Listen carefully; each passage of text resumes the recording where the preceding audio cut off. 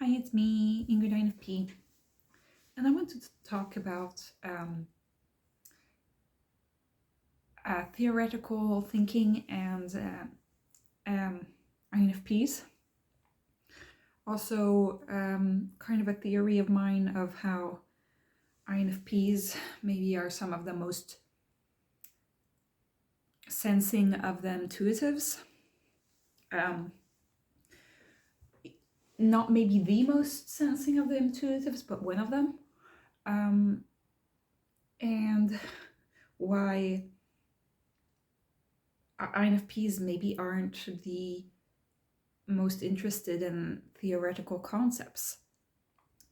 Now that is a question on the MBTI that is always like a big thing, is like, are you interested in theoretical concepts?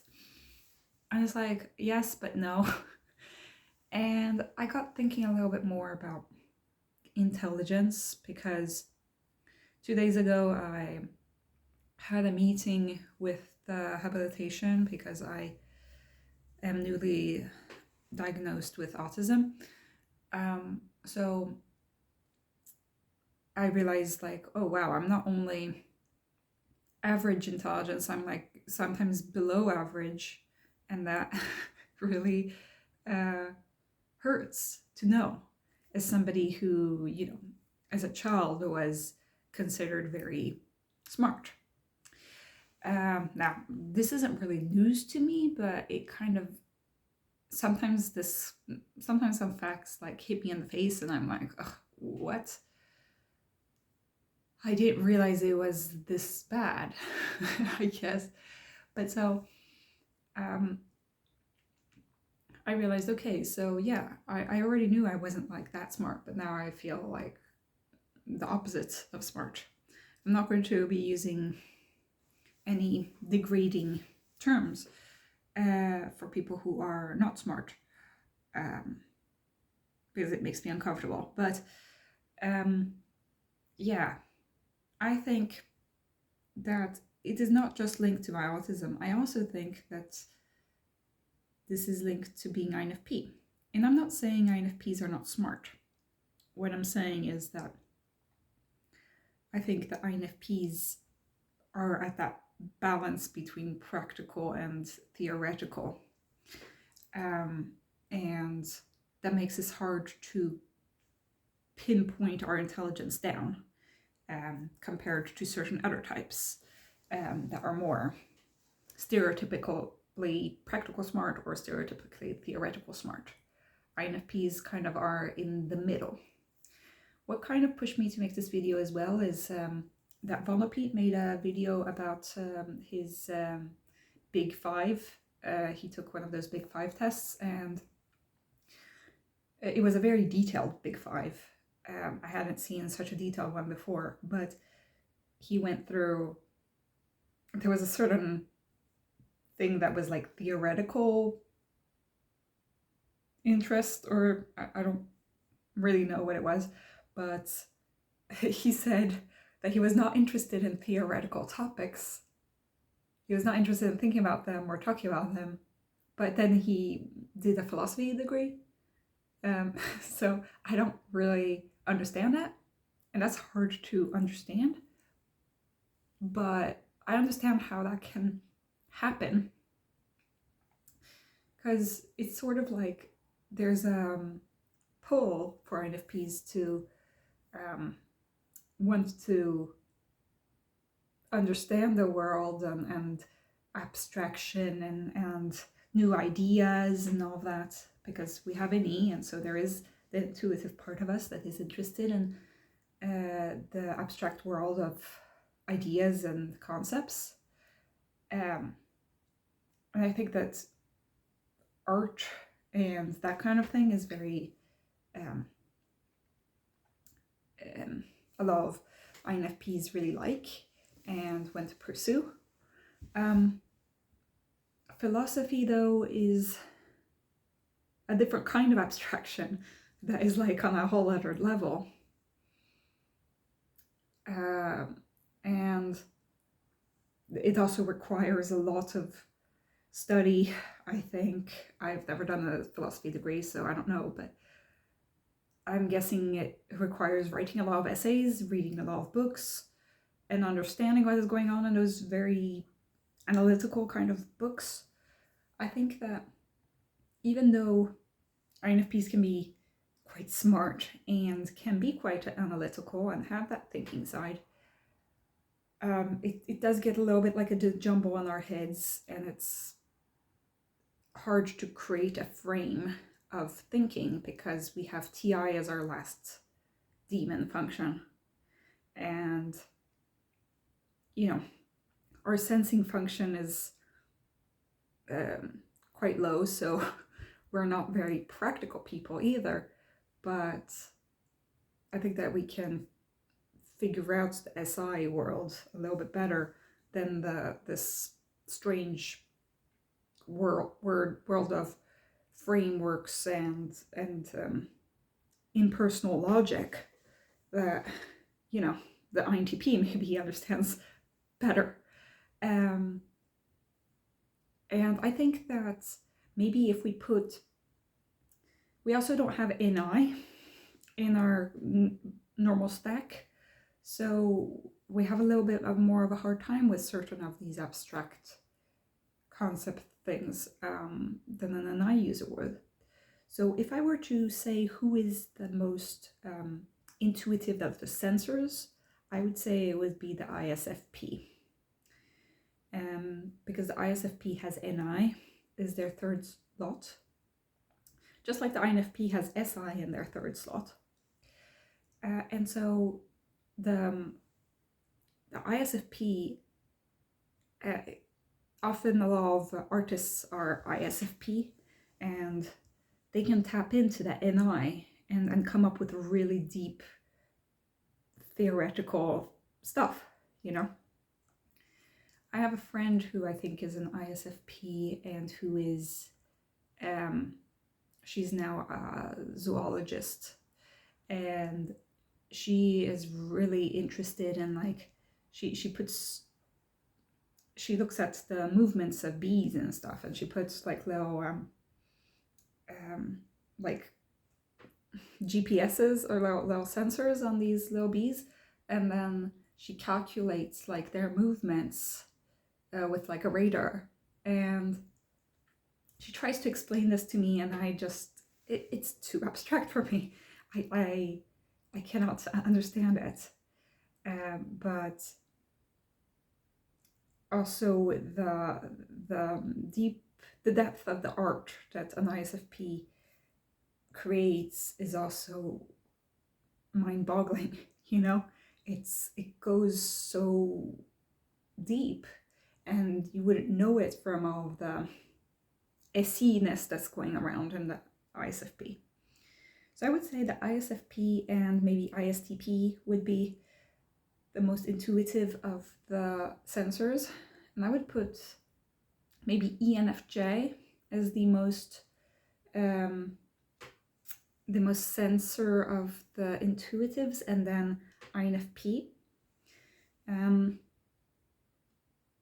because ENFJs have SE as their third slot, which makes it very practical, I guess, you know, very much in the world. So I would put them above the INFP. But so I'm thinking, okay, so yeah, why this difficulty? And it's like, we're interested in the theoretical and the abstract, but then it's not as much of a drive for us than I think a lot of other intuitive types, like the INFJ. You know, the INFJ is really into the intuitive abstract concepts.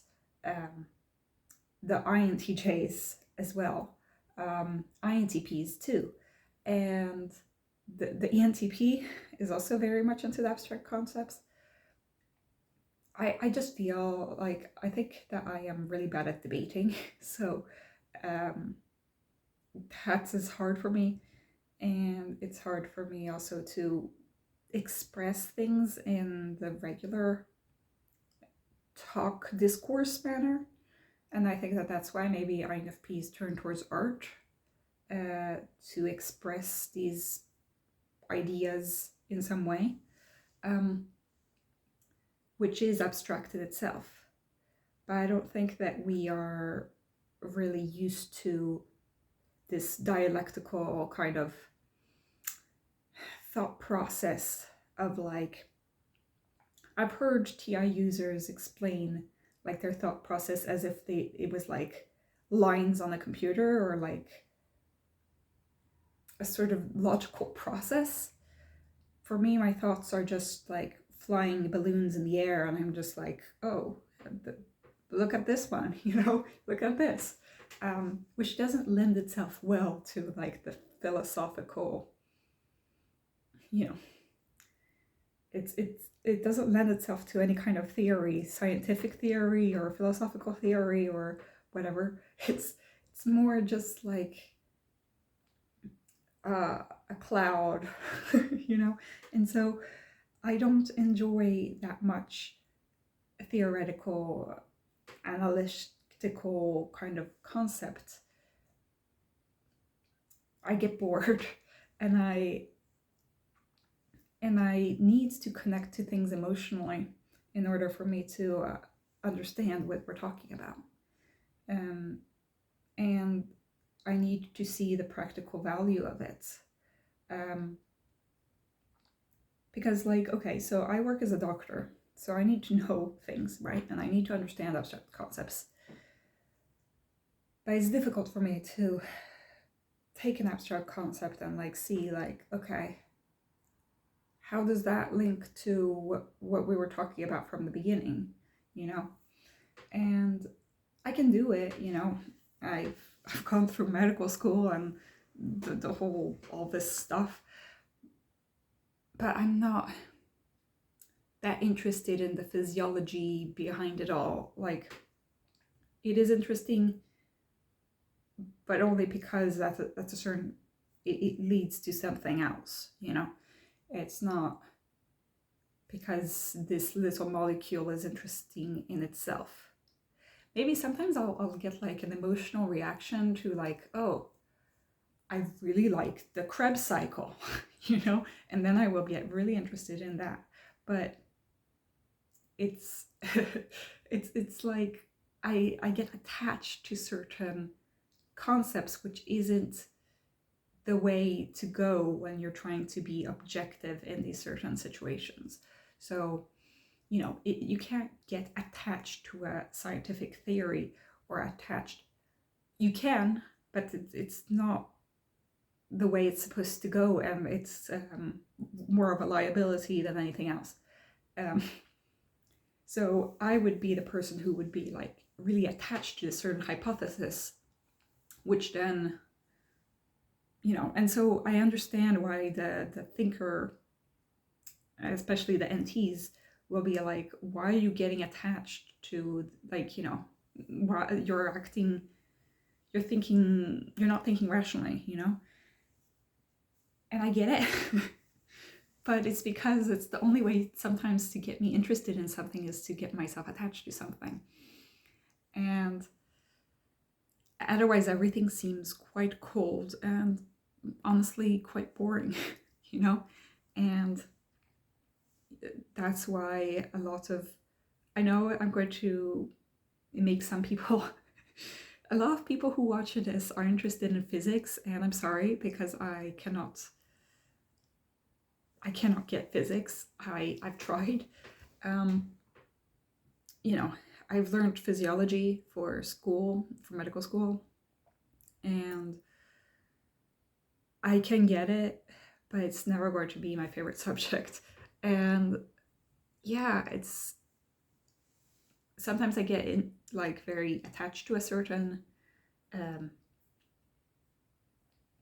theory, I guess, or a certain idea, but it's not going to advance me more in the field of research, by getting attached to a certain idea, because the whole thing is that you're supposed to be as objective as possible.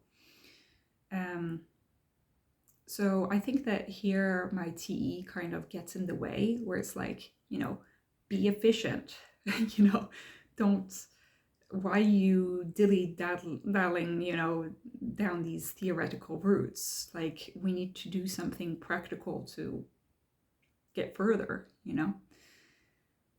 And because I have inferior TE, it's very simple and to the point, and it's just like, okay, let's stop chit-chatting about this theory and let's get to work, Let's see if this works in real life.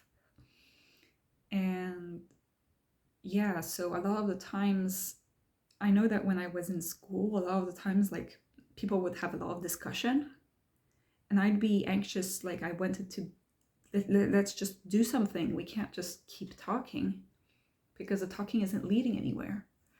And I think that, my impatience kind of frustrated some people, because I am often the kind of person who never does anything, So people are like, why are you suddenly so anxious to get to work? Because I seem like quite a lazy person in general. But sometimes it's like, okay, we can't just keep talking for hours on end about something that isn't even possible sometimes, or it's just an idea that's not going to advance us because we know it's not true. And it's like, okay, yeah, I am very imaginative. I can think up a lot of creative ideas, and usually those ideas of mine don't lead to much. So I don't know. I talk a lot of theory on this channel, and I'm aware of that. But often I'm anxious myself that I want to get to a certain point, and then I never get to the point, and I frustrate myself. So to the people in the comments who are saying, like, what are you talking about? Yeah, I don't know what I'm talking about. So I am pretty theoretical in that sense. That it's like, I'm not to the point. And it's pretty hypocritical of me to, like, tell everybody else to get to the point. But I haven't figured out the nuance between the theoretical stuff that I like and the theoretical stuff that I don't like. So maybe somebody in the comments can tell me what you guys think, because I really intensely related to what Vondelpete was saying, and I couldn't, like, he was having a hard time expressing this, and I too. So I was asking him, like, why do you get into the field of philosophy in the first place? If you have a hard, like, if you don't like theoretical concepts. I thought it was funny because he said that he liked doing chores. I hate doing chores, but I can understand the sort of, it's like doing the thing without putting yourself in any pressure, just doing the thing automatically, because that's the kind of practical thing that INFPs kind of like, I think. Like, we kind of like just having our quiet life, a simple life with its small details, small comforts. And so that's why I think the INFPs are quite sensor compared to a lot of intuitive types.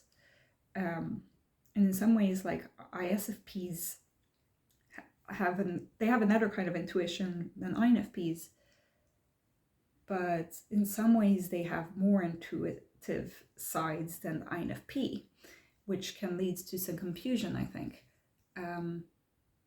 It all depends on what you value the most, because these are preferences in MBTI, and I think that INFPs do value intuition over sensing, but I think that we are, in terms of skill, I think that we have more practical sides than we would maybe admit to, and we have a harder time with certain kinds of intuition than we would admit to as well.